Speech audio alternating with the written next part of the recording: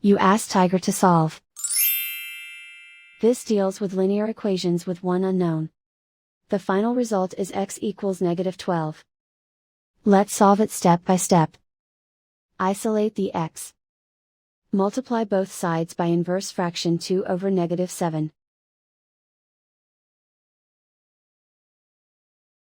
Move the negative sign from the denominator to the numerator. Group like terms. Multiply the coefficients. Simplify the arithmetic.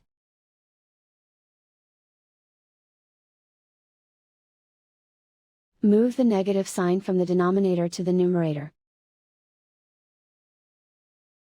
Multiply the fractions. Simplify the arithmetic.